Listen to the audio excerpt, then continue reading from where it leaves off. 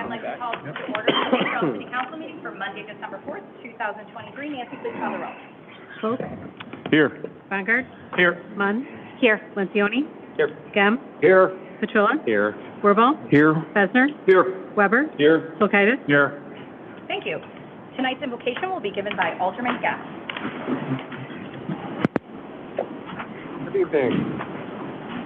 Lord, as we meet to serve our community, to use our resources wisely and well, to represent all members of our community fairly, to make decisions that promote the common good. We recognize our responsibility to the past and to the future, and the rights and the needs of both individuals and our community. As trusted public servants, we seek blessings on our deliberations, on our efforts here this evening. May we act wisely and well. Bless our mayor, city staff, employees, fire, police, and EMS first responders, our elected and appointed officials as they work to serve and protect each citizen of the city of St. Charles. And I wish you all a merry and blessed Christmas and all the best in the new year. Thank you. Would you also please lead us in the pledge of allegiance? I would be glad to. Please join me in the pledge. I pledge allegiance to the flag of the United States of America and to the republic for which it stands, one nation, under God, indivisible, with liberty and justice for all.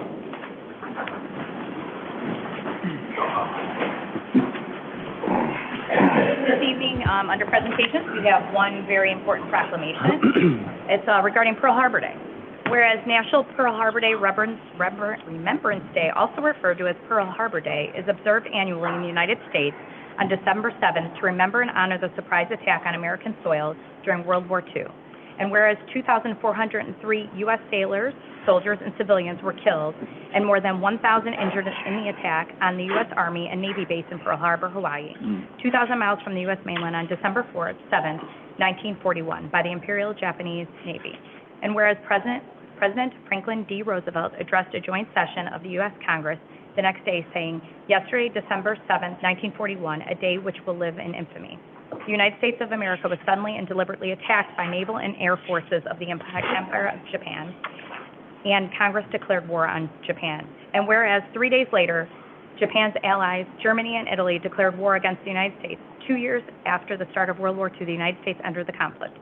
And whereas since that time, the Korean War, Vietnam War, Desert Shield, Desert Storm, and the global war on terror, following the September 11th, 2001 terrorist attack on U.S. soil, killing 2,996 and injuring over 6,000 U.S. citizens, were fought to defend and protect our nation and its citizens by all branches of the United States Armed Forces. And whereas, although Pearl Harbor Day is not a federal holiday, on the direction of the President, the flag of the United States of America should be displayed on homes of Americans, the White House, and all United States government buildings. And if possible, the flag should be flown at half-mast to honor those who died in the attack on Pearl Harbor. Now, therefore, I, Laura Vitek, Mayor of the City of St. Charles, do hereby proclaim December 7th, 2023, Pearl Harbor Remembrance Day, and I urge all citizens to display our flag, remember this day, and these other significant events in our nation's history, and honor the memory of those who served and of those who continue to serve today. May the American flag be flown every day of the year, and patriotism be a strong and lasting thread in the fabric of our St. Charles community. And I know that in St. Charles we have a very strong and large group of veterans who we honor and remember on this day and other special days of the year. We do not have any old business this evening, so under new business, I will just read a couple of comments, and I've read these into the record a few city council meetings ago. The city's proposed tax levy for operating purposes is being proposed to increase by only 3%. Oh, omnibus. Oops. We'll come back to that after I read my comments. All of the additional dollars will go towards funding required police and fire pension funding commitments. The current cost of providing services such as police, fire, and public works has gone up due to inflation and will continue to increase next year. The city will actually receive less dollars for funding operations and other purposes, a 1.9% decrease next year, and will be relying on sales tax and other revenues to make up the difference. The 3% increase is less than the average increase in the city's property tax levy over the previous 5 years, which was an average of 3.3%. The increase will result in an increase of $2 per month or $24 a year for a home with a $300,000 estimated cash value. Now, as Alderman Lencioni mentioned, I passed up the omnibus vote. So Alderman Besner, the omnibus vote, please. Thank you, Your Honor. I'd like to make a motion to approve the omnibus vote. Second. Moved by Besner, seconded by Lencioni. Any comments or questions? Nance, please call the roll. Folks? Yes. Conger? Yes. Munn? Yes. Lencioni? Yes. Gam? Yes. Petrola? Yes. Wirbel? Yes. Besner? Yes. Weber? Yes. Kulkaitis? Yes. Thank you. We are moving on to item A, which is a public hearing, and at this point, I will need a motion to call the public hearing regarding the proposed 2023 property tax levy. So moved. Moved by Lencioni, seconded by Gem. Nance, please call the roll. Folks? Yes. Conger? Yes. Munn? Yes. Lencioni? Yes. Gam? Yes. Petrola? Yes. Wirbel? Yes. Besner? Yes. Weber? Yes. Kulkaitis? Yes. This public hearing concerns the city's proposed 2023 property tax levy. A notice of this hearing was published in the Daily Herald on November 22nd, 2023. I therefore hereby convene the public hearing to consider the proposed 2023 property tax levy. Tonight, we will take public comment from all interested persons concerning the approval of the proposed tax levy for the city of St. Charles. The 2023 tax levy preliminary estimate was approved by council on November 6, 2023. As such, there have been no changes in the estimate since that time. Do any alderpersons have a comment at this time? Before the public hearing? Yep, this is the order of events. I'll make a comment. We're in the public hearing right now. Okay, I'll make a comment. Yes, go for it. For me, so last year we increased the levy by 3.38% for the same reason, for police and fire pensions, and then now again we're proposing to increase it by 3%. Obviously, I want to support our police and fire in regards to supporting the pensions, but I want the city, I want us to, engage in dialogue to find a better long-term solution instead of just, constantly going back to the citizens to pay a higher tax levy. This year alone, we have about 20 new sources of revenue that the city is going to be getting, new tax revenue, either in the form of property taxes and sales taxes. I feel like, there's a point in time where, we're not going to be able to continue to keep on growing, and this is going to start to outpace what we're able to do. I believe in Director of Finance Bill Hanna's report. This year, assuming we do this year, residents will get $41 less in services that they did last year, although we're asking them to pay more. I just feel like there's a point in time where this is going to start to snowball and get out of control. But for that reason, I'm voting no, just because I want to have better dialogue with staff and other council members to see a way to have a long-term solution for this. Thank you. Anyone else? Alderperson Warfel. I made a lot of comments on at our October 16th Government Operations Committee meeting, so I'm not going to repeat everything. But for me to do my financial due diligence, we need to have a budget meeting prior to raising the property tax levy. I can't justify raising the property tax levy if we're not going to have a budget meeting. So that's one of the reasons. We have also, I'll just quickly, we have 46.1% in general fund reserves. Our policy has it at 25%. So we're 21% above where we need to be. I'm not saying that's a long-term solution, but I think in order to keep raising property taxes, in my opinion, is not a long-term sustainable model. I hear from plenty of residents on fixed incomes that ask me what they're going to do to pay their property tax when they open up the envelope.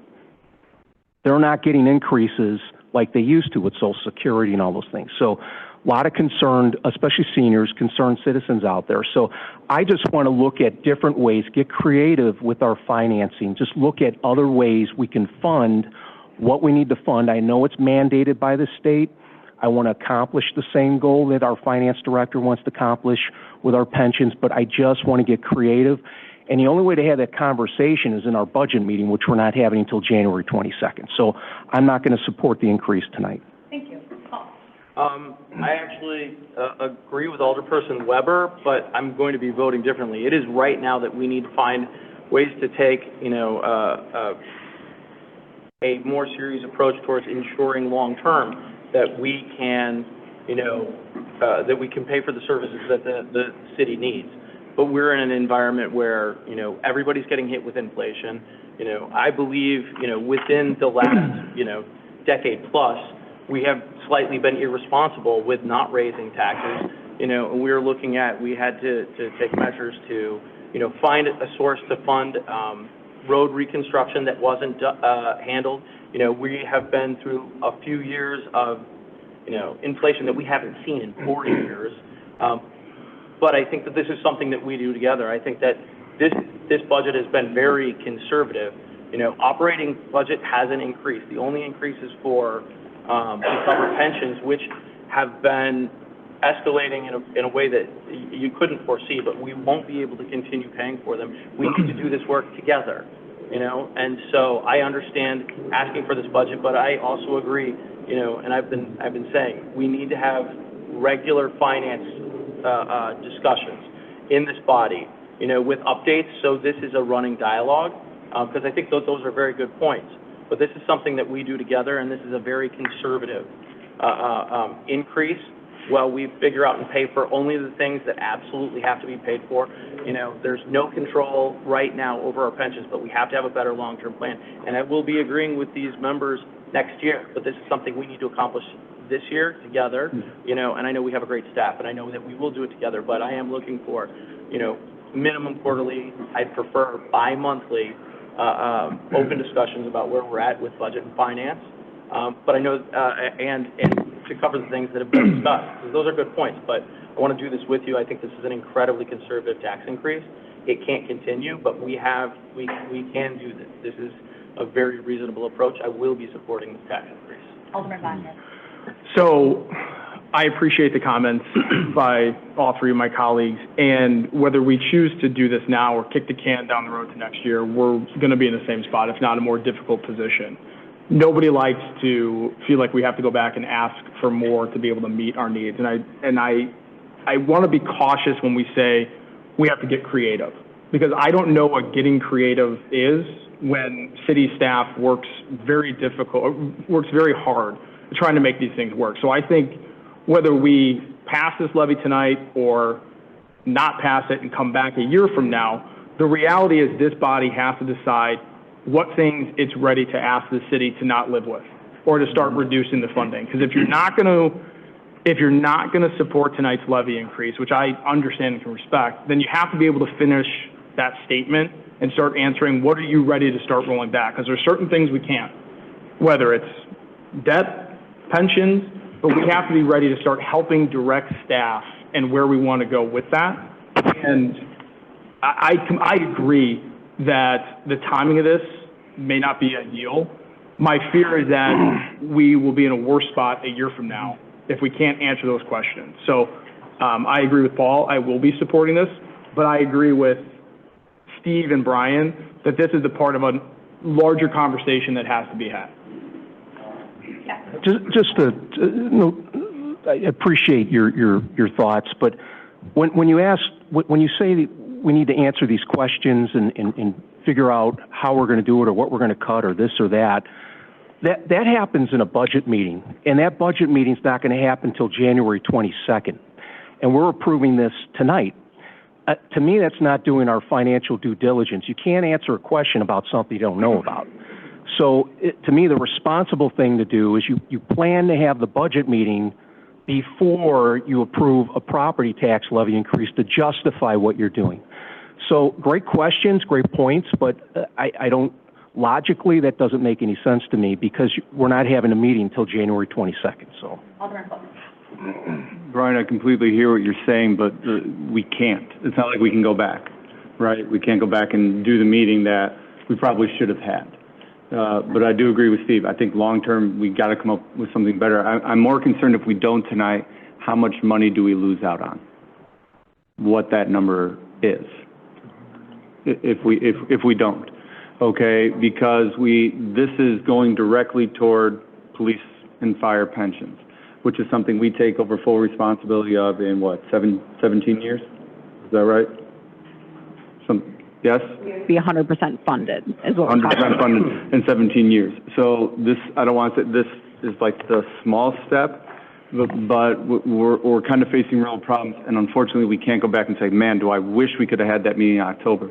We can't have that meeting in October. This has to get done, and I agree with Ryan, I agree with you, Brian, I agree with you, Steve. This is something in the future we have to do more responsibly. I love Paul's idea about getting those bi-monthly reports. I think that would be very, very helpful. But in terms of where we sit and where we are now, in terms of what our city needs and what our police and fire need pension-wise, I believe this is the right choice to vote yes.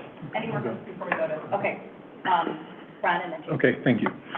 Well, this kind of goes back to, this year we've had several unbudgeted items. We had the plaza for several million. We spent $200,000 or dollars on a road to be repaired. Those are unfunded, and they weren't in the budget. That's why we're in this situation now. We could use some of that money to cover this tax increase for this year and then figure out what we're going to do. But we didn't. We did those things, which is fine. But now to ask the public to pay for something that we didn't budget for with these other items, I have a problem with that. So I'll be voting no on this increase, but I do want to find a long-term solution. And we've had this problem for years, I admit it. But we spent so much this year on stuff that wasn't budgeted, and that could have went to other projects in the city. So that's why I think we were wrong in doing that. So I will not support this. Even though it's not a lot of money, we got to work on a better way to do this. Thank you. Alderperson Munn. You know, I appreciate the thoughtfulness that every person on this dais puts into the deliberation of making this vote. This is my first time doing this. It's difficult. I suspected we would head in this direction, and I think that something that we may not be paying attention to is that not only are we all taxpayers up here on the dais, but most of our department heads also live in St. Charles. And when we say things like we need to get creative, we need to be better, more responsible with our budgets, they are also part of that. And I think that when they are making their budget planning, when they are creating all of their projects, their planning, and establishing services, they're doing that with that in mind as well. So when we say get creative, I think we need to come with something that is more tangible, to Alderman Bongard's point. We can't just say be creative. If we want to say we're not going to do leaf collection anymore because that's $500,000 we can save, then we need to say that if that's what we're going to say. We're going to take away a service. I think that I wonder what it would look like if we came to this discussion with more clear paths to these established objectives that we have created as a council, instead of saying cut this idea or no, I'm not going to support this, and tweak and change those plans for things that you've previously voted on to support and now want to say we don't want to fund that. I think that that's very important. I know that our residents expect a certain level of service, and I think that we can all agree that St. Charles offers a stellar level of services to our residents. And I think I'm concerned about doing any kind of reduction to that level of service, because I know what I hear from my residents in my ward is that they appreciate those levels of service. So to have a potential cut in that, whether that's a level of service from, again, like the roads, the leaf collection, those sorts of things, or whether it's fire, police, or those types of services, because we're not funding the things that we need to, that's concerning to me when we're talking about $24 a year on a $300,000 home. I understand that any kind of tax increase to some people is just unacceptable, but when we're putting this in perspective and we're looking at what we're working with, I care about meeting our existing financial obligations. I care about responsibly funding programs that we've previously agreed to. And I care about providing excellent level of services for our current residents and those that want to move into our community. So I'm going to vote yes on this. Alderman Bongard. So Brian, you made a comment earlier, and I think it's a good point. The timing of this, or how we go about talking about these and having these conversations, I think it occurred to me, you look at this body, and for the first time in a long time, the vast majority of people are in their first term. And I think how we go about having conversations like this, like the budget, these are not easy conversations to have. We want to be protective of all these things. I would agree, and I echo that sentiment of how we have these types of discussions is probably step one before we get to, you know, what things can we afford, what do you want to invest in? But just taking a look at this room, it is a very different, and we have the opportunity moving forward to ultimately decide with staff's help how those conversations move forward. Now, Alderman Warble, do you have comments? Yeah, just to Jamie Munn's point, nobody's suggesting any cuts.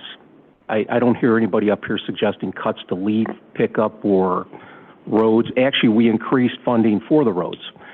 So what it is, it's about doing financial due diligence and having a meeting. When we say creative, we don't know what creative is until we have a budget meeting.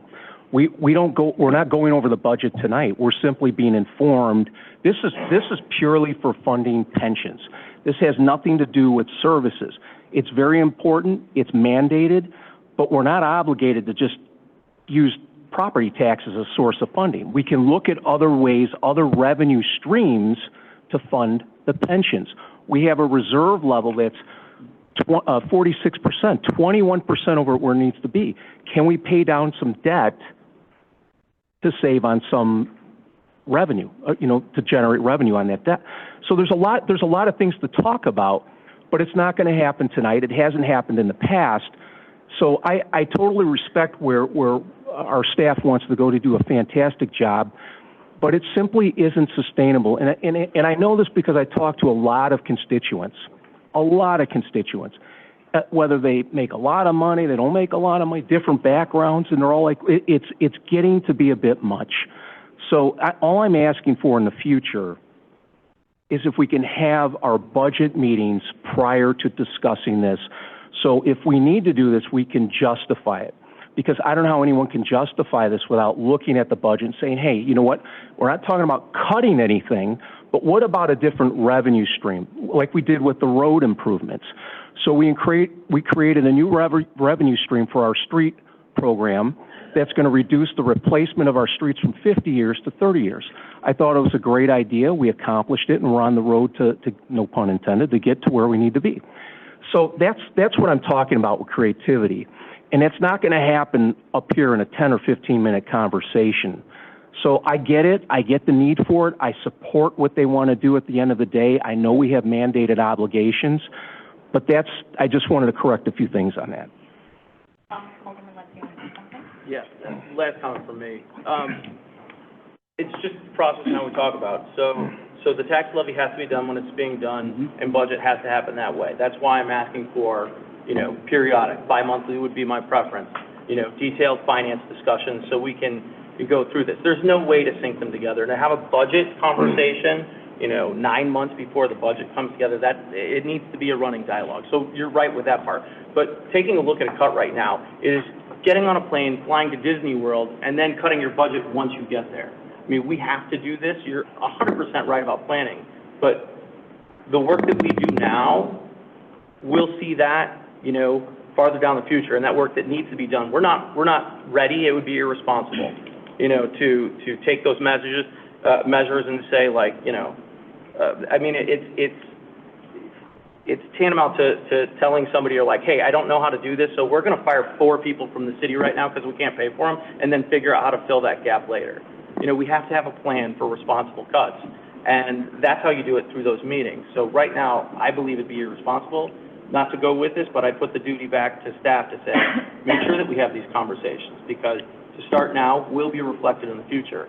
I wouldn't be supportive in the future, but right now I do believe this is absolutely the route we need to go. I know Alderman Bethner, you haven't said anything yet. Oh. Please go ahead. No. I thought somebody else was going.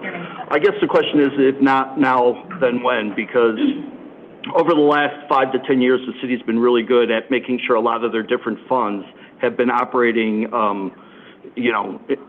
in the black, meaning that they support themselves. And I'm not saying this has to go that same route, but at some point, if we put a Band-Aid on it now, this is going to be a bigger drain in the long term. So I believe the steps that the city's taking right now to alleviate that in the coming years is to make sure that this doesn't become a bigger problem down the road. We need to start putting revenue or funds towards that so that it doesn't become a bigger drain every year when we go through our budget process.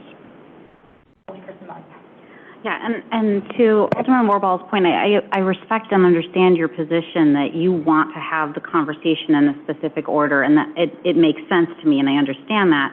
But I guess I wonder, what would it look like to fund this appropriately now and have that conversation when we can make those changes for the future, and not make this a proving a point situation where you are underfunding something to prove the point that you want to make to get to the next position. You know, to say no to this, to say, I don't like the way this process goes, as opposed to funding the item. It's not it at all. Listen, if you're looking for $450,000, which is what this is going to bring in, we have $450,000 in our general fund reserve. It's there. So it's not like we have to have this or the city's going to go under. So, you know, I think we need to be aware of the dollar amount is $450,000. We have 26 million sitting in our reserves. So if we want to take $450,000 out of our reserves because we're 21% over where we need to be, that's certainly doable. Now, is that a long-term solution? Absolutely not. Can it provide some relief this year for some people on fixed incomes? I think so. You know, $24 a year, that's compounded. There's a compounding factor in this rate increase. So it's not as low as you think it is if you compound it from the previous year and the year before that. That's how they get the power of compounding and get this to grow as big as it does. So people are feeling it at home, and I'm just trying to think of different ways we can draw in different revenue streams. I'm not looking to cut services. That's the last thing I'd want to do, but we can't have that conversation at this point. I think having a budget meeting like Batavia had a budget meeting in October. Why can't we have one in October? Do you have more comment? Let me Just wrap up here. Just to build on that, there's also a loss in compound interest when you don't bring that money in the tax increase, in the levy. So to say that you're losing, or that there's a compounding with that 3%, the city loses money by not doing that as well. And I also feel like you're punishing the process by the way that you're discussing this. You're punishing the process because we don't do this in a specific order, which I agree, we should be doing this in a different order, but today we're not. And we're trying to fund something, and I didn't see this same concern over the fiscal, the residents' dollars with the vote on the plaza, where we were spending taxpayer dollars. But here, where it's $24 a household, I see a greater concern where that was like a $2.4 million spend. And this is not even $500,000. So I guess it's difficult for me to see that difference.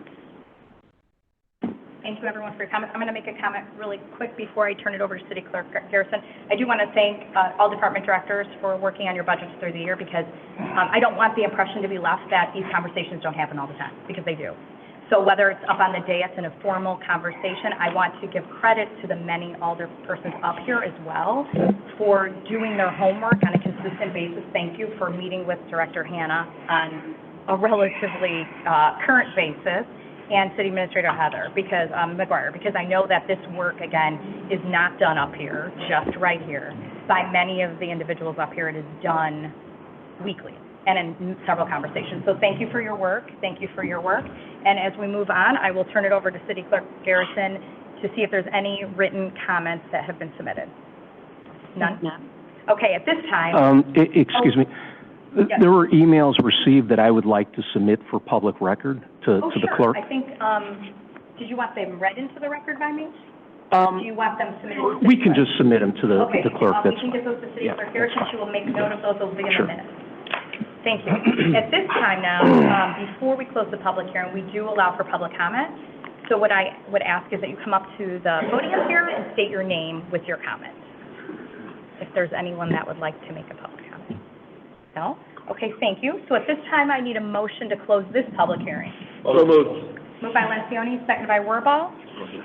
Nance, can you please call the roll? Folk? Yes. Bongard? Yes. Mott? Yes. Lencioni? Yes. Gem? Yes. Petrilla? Yes. Wirball? Yes. Besser? Yes. Weber? Yes. Kulkaitis? Yes. Okay, thank you. So at this point now, we're back in the city council agenda for those who are following along in their playbook.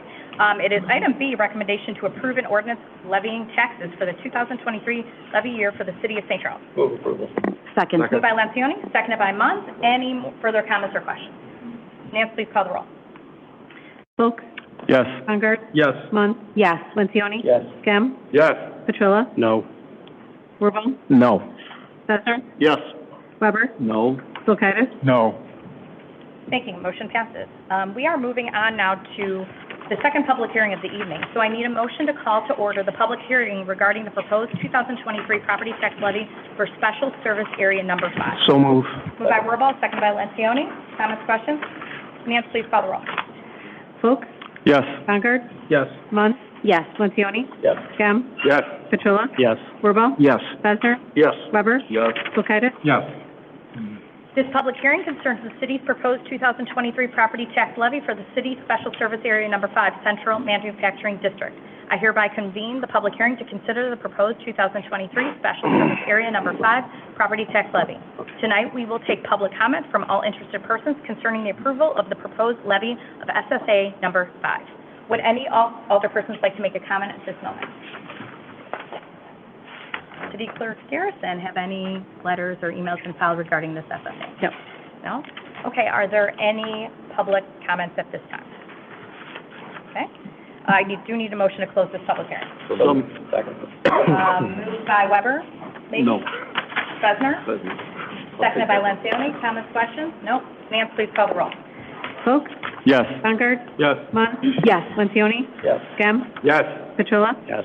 Wirball? Yes. Besser? Yes. Weber? Yes. Kulkaitis? Yes. Okay, we're moving on now to item number D, and it's letter D, and it's a recommendation to approve the ordinance for the levy of assessment of taxes for the year 2023 for Special Service Area 5, which was mentioned in the public hearing, Central Manufacturing District for the city of St. Charles. Move approval. Second. Moved by Lencioni, seconded by Gem. Any further discussion? Nance, please call the roll. Folks? Yes.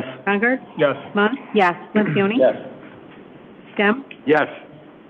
Petrilla? Yes. Wirball? Yes. Besser? Yes. Weber? Yes. Kulkaitis? Yes. Thank you. We are now moving on to item E, which also requires another public hearing. So it is motion to call to order the public hearing regarding the proposed 2023 property tax levy for Special Service Area 13. Second. Moved by Lencioni, seconded by, was that Bongard over there? Okay, any comments, questions? Nance, please call the roll. Folks? Yes. Yes. Munn? Yes. Lencioni? Yes. Gem? Yes. Petrilla? Yes. Wirball? Yes. Besser? Yes. Weber? Yes. Kulkaitis? Yes. Okay, this public hearing concerns the city's proposed 2023 property tax levy for the city's Special Service Area 13, Redgate Stormwater Detention and Landscaping. I hereby convene the public hearing to consider the proposed 2023 Special Service Area 13 property tax levy. Tonight, we will take public comment from all interested persons concerning the approval of the proposed levy of SSA 13. Would any alderpersons like to make comment? No? City Clerk, anything? No. Okay, any public comment? Okay, I do need a motion to close. So move. Thank you. Moved by Wirball. Second. By Gem. Nance, please call the roll. Folks? Yes. Yes. Munn? Yes. Lencioni? Yes. Gem? Yes. Petrilla? Yes. Wirball? Yes. Besser? Yes. Weber? Yes. Kulkaitis? Yes. Okay, and back to this item on the agenda regarding that public hearing. Item F, recommendation to approve an ordinance for the levy and assessment of taxes for the year 2023 for Special Service Area 13, Redgate Common Area Maintenance for the city of St. Charles. So move. Moved by Wirball, seconded by Lencioni. Discussion? Nance, please call the roll. Folks? Yes. Yes. Munn? Yes. Lencioni? Yes. Gem? Yes. Petrilla? Yes. Wirball? Yes. Besser? Yes. Weber? Yes. Kulkaitis? Yes.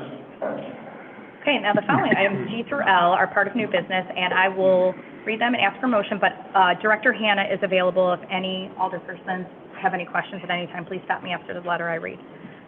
Item G, recommendation to approve an ordinance for the levy and assessment of taxes for the year 2023 for the SSA 1A Central Business District for the city of St. Charles. Move for approval. Weber will second. Moved by Besner, seconded by Weber. Any comments or questions for Director Hannah? Nance, please call the roll. Folks? Yes. Yes. Munn? Yes. Lencioni? Yes. Gem? Yes. Petrilla? Yes. Wirball? Yes. Besser? Yes. Weber? Yes. Kulkaitis? Yes. Thank you. Item H, a recommendation to approve an ordinance for the levy and assessment of taxes for the year 2023 for SSA 1B Downtown District for the City of St. Charles. Move approval. Moved by Lampioni, seconded by Gem. Any discussion, comments? No? Nancy, please call the roll. Folks? Yes. Baumgart? Yes. Munn? Yes. Lampioni? Yes. Gem? Yes. Petrilla? Yes. Wirbal? Yes. Besser? Yes. Weber? Yes. Kulkaitis? Yes. Thank you. Item I, recommendation to approve an ordinance for the levy and assessment of taxes for the year 2023 for SSA 6, Cambridge East for the City of St. Charles. Weber will move. Second. Moved by Weber, seconded by Besner. Any comments, questions? Nancy, please call the roll. Folks? Yes. Baumgart? Yes. Munn? Yes. Lampioni? Yes. Gem? Yes. Petrilla? Yes. Wirbal? Yes. Besser? Yes. Weber? Yes. Kulkaitis? Yes. Thank you. Item J, recommendation to approve an ordinance for the levy of assessment of taxes for the year 2023 for SSA 7, CMD West for the City of St. Charles. So move. Second. Moved by Gem, seconded by Munn. Any comments? Nancy, please call the roll. Folks? Yes. Baumgart? Yes. Munn? Yes. Lampioni? Yes. Gem? Yes. Petrilla? Yes. Wirbal? Yes. Besser? Yes. Weber? Yes. Kulkaitis? Yes.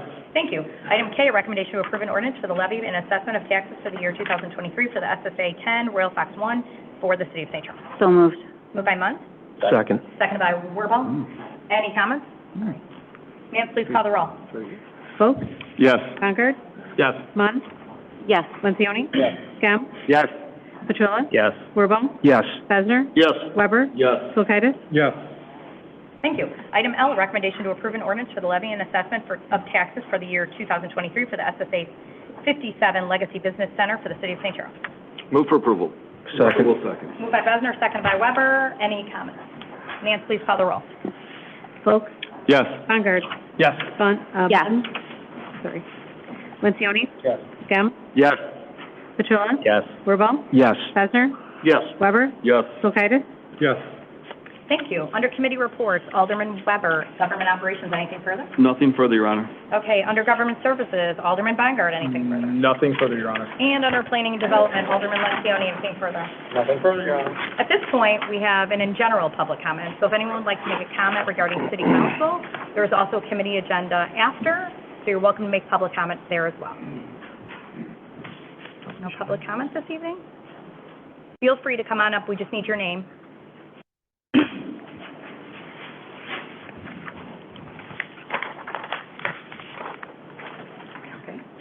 Okay, I am Hewlett Pruger. I live at 747 Westfield Drive. I've been here about 25 years. I'd like to bring to your attention a matter I'm very concerned about, the issue of an IMEA contract renewal and extension. And I believe that you are going to get this from IMEA on Thursday.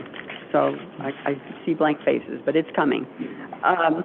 St. Charles buys all of its electricity from IMEA, which is the Illinois Municipal Energy Agency.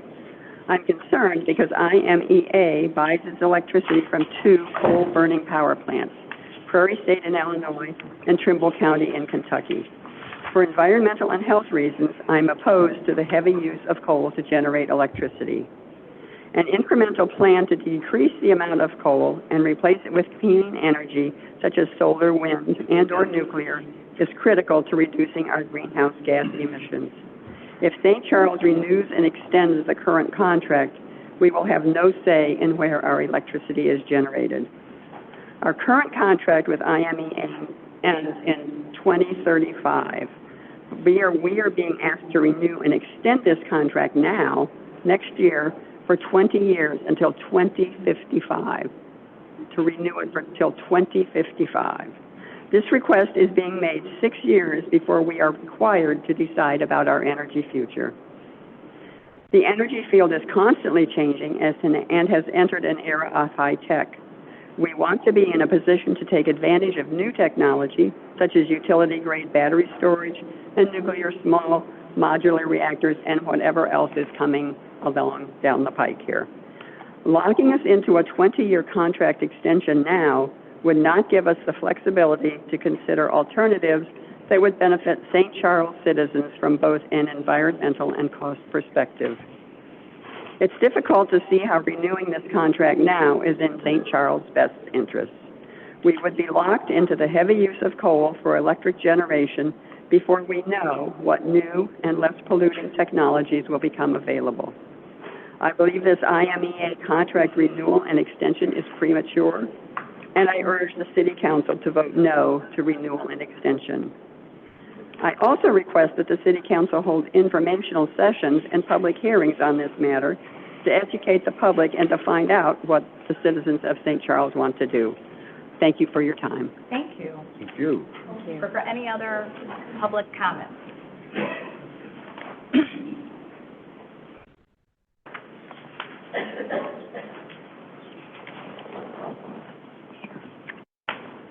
Please state your name, sir.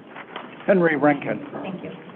I'm an owner of a manufacturing company here in St. Charles in the industrial park. Many of our employees, including my son, are residents of St. Charles. Also, this year, our company's average monthly electric bill was $11,000, and that comes to a total of $132,000 a year. These are the reasons why I've come here to read this letter to you. Recently, it has come to our attention that approximately 78% of the electricity procured in St. Charles under its contract with IMEA is generated by coal-fired plants. This gives rise to two major concerns. Coal-fired electric plants are amongst the largest contributors to CO2 in our atmosphere. They are a significant cause of global warming, and the burning of coal has been contaminating our waterways with mercury for more than a century. Coal-fired plants are a very dirty form of electric production and very harmful to the environment. The cost of producing electricity with green or clean energy has been dropping rapidly over the last decade. Last Monday, the Wall Street Journal published an article called Good News. In that article, it pointed out that in 2023, the cost of wind and solar energy has dropped to 50% of the cost of coal-fired energy. There has also been exciting progress in other forms of green energy that will be coming soon and should be considered in the long term. IMEA is asking for a contract extension nearly a decade early, and sticking with the status quo does nothing to reduce pollutants, including CO2 emissions that cause global warming, nor does it do anything to reduce the cost of electricity. Any future contract with IMEA should include the following: a transition plan to create clean energy, incremental elimination of all coal-generated electricity by a specific date, and public hearings throughout the planning process. Please do not vote to renew or extend the IMEA contract without these requirements. Thank you. Thank you. Any other comments from the public? No? Okay, I just have a comment in general. Obviously this topic from IMEA is not under discussion tonight. The comments I have to make are just regarding, we have received other emails, and thank you for your comments tonight. I do want to assure the public that, Director Public Peter Sir and City Administrator, as well as I, have been in conversations about this topic for the last more than, at least my term, 2 years. I am in absolute agreement that the long-term solution for optimal, and the optimal solution isn't coal. Like, obviously, that's the optimal idea would be that we would remove that in the future, if that's possible. The comments I do have to make are in general about the IMEA contract. It is IMEA contract in general. That is accurate. That it expires in 2035. We are considering an extension of that contract for another 20 years. That is correct. But that will be discussed in the next 18 to 24 months. So IMEA procures long-term contracts with various power suppliers, including wind, solar, hydro, nuclear, and more. Without a guarantee from the IMEA members beyond 2035, those long-term contracts are difficult to secure and results in IMEA purchasing shorter-term contracts that cost customers much more. So that's just in a general statement, not an opinion.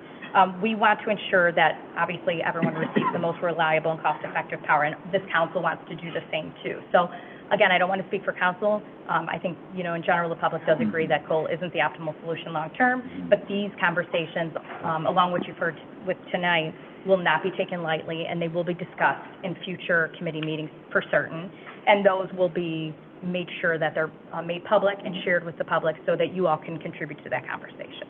Okay, so thank you for your comments this evening. Now we're moving on to, additional comments from me. I do have a couple. We will be back here on the 18th for City Council to meet, so tell your fellow students they have one more time before you can get it in before your school assignment ends, unless that's Friday. Holiday season is obviously kicked off in St. Charles. It looks beautiful, and we encourage you to continue to thank St. Charles with all your holiday purchases as for gifts. City offices, as a reminder, are closed on the 22nd and 25th and January 1st. Government Services Committee will not meet on the 25th, and City Council meeting on the 1st is canceled. So we'll meet again on the 18th as a City Council. And then just as a way in advance heads up, the First Street Plaza ribbon cutting will be on January 24th. The only other comment I have is that I want to thank the 3 individuals over here that aren't normally at our meetings, but they've been working really hard on some of the work in supporting me and staff. So just want to say thank you and appreciate the effort you all are putting in. Does council have any comments? One quick one, just to make sure everybody knows that the 18th of December is the Mayor Vitek's birthday. I know she normally tells us about everyone else's birthdays, I but. will be announcing my own birthday on the day, so, yeah. Thanks, Jamie. Anybody else? Anything from city staff? We do not have an executive session this meeting, so we'll adjourn from here, and then we'll move on to committee for those who'd like to stay. So I need a motion to adjourn. Move on. Moved by Lencioni, second by Deb. Nance, please call the roll. Folks? Yes. Concord? Yes. Bond? Yes. Lencioni? Yes. Gap? Yes.